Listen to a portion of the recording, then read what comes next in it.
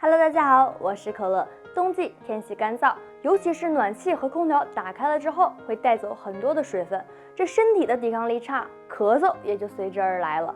咳嗽反反复复，不见好就让人觉得很苦恼。常吃2种食物可以减轻咳嗽的症状：一、白萝卜，里面含有丰富的葡萄糖、蔗糖、果糖、维生素等营养元素，可以生吃也可以熟吃，带有丝丝的辣味，里面含有籽油和粗纤维，可以开胃消食，促进消化，并且能够止咳化痰，治疗肺篓吐血。2、山药是药食两用的食物，吃山药对促进保健非常好。山药中的粘液蛋白具有清肺润肺的作用，可以将山药和薏米搭配在一起，煮成山药薏米粥，具有很好的补肺功效。好了，曲张主要原因就是长时间维持同一姿势不变，缺少腿部的运动，下肢血液回流不畅，蓄积下肢导致的。通过运动可以促进血液循环，缓解静脉曲张的症状。今天我来教给大家2个动作去缓解静脉曲张。第一个动作，屈腿伸腿。首先我们仰卧在床上，然后双腿屈直，与身体保持90度，然后用力蹬直。这个动作反复重复20到30次即可。第二个动作，仰卧抬腿。我们先将一只腿抬起，屈膝与身体成为90度，然后另一条腿伸直，左右交替，仿佛在蹬自行车一样。这个动作反复重复20到30次即可。大家好，我是可乐。咱们的腰椎问题并不是短时间形成的，所以治腰突的办法也不是只有一个。咱们可以经常进行腰部锻炼，经常锻炼可以有效的防止腰突来犯。那么睡前可以做哪些动作呢？第一个动作，弯腰触脚，身体站直，一脚向前半步，然后前腿屈膝，后脚跟站直，上身向前倾倒，用我们的手去触摸脚尖，停留5秒，回到初始位置，换一只脚，同样动作。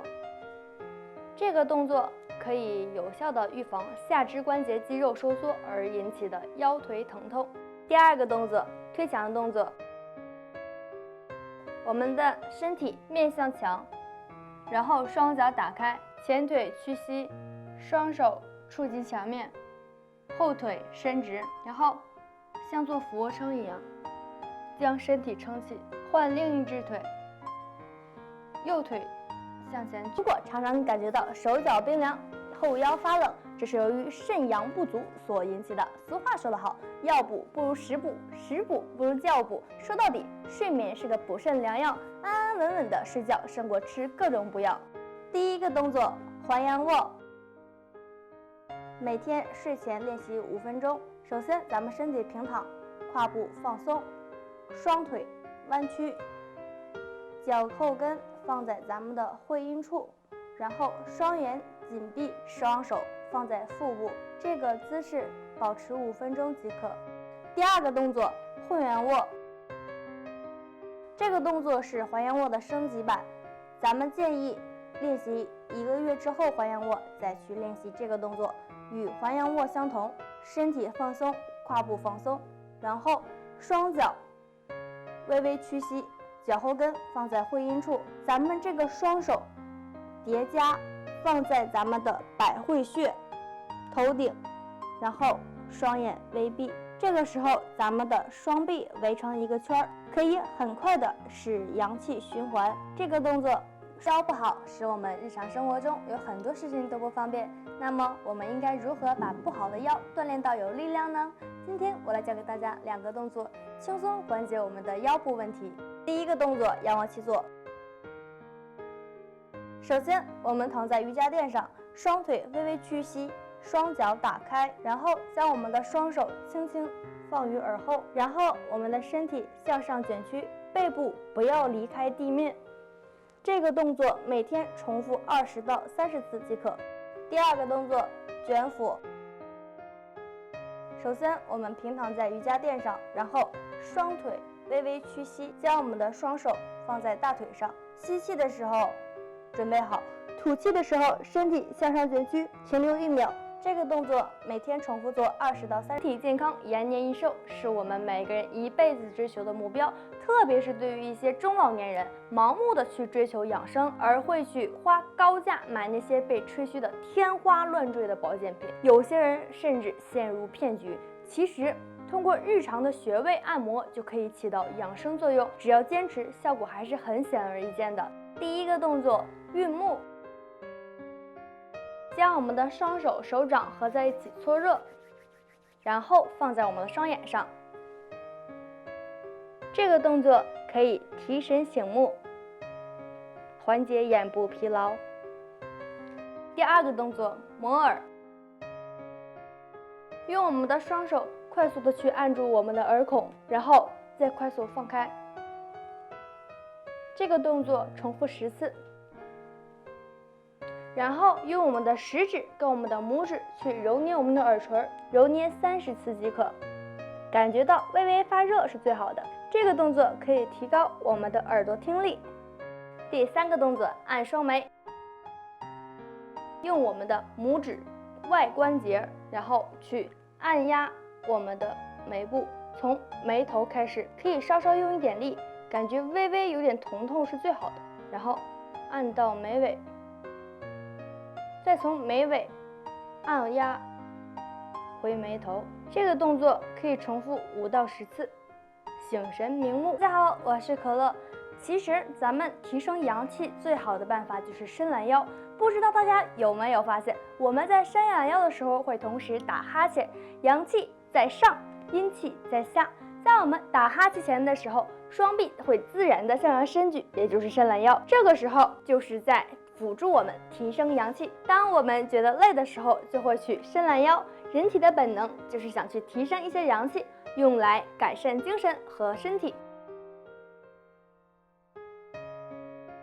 第一个动作，我们的身体站直，双手扶墙，头部后仰，让后背尽量弯曲，然后臀部提起。这个动作保持5秒钟，重复5次。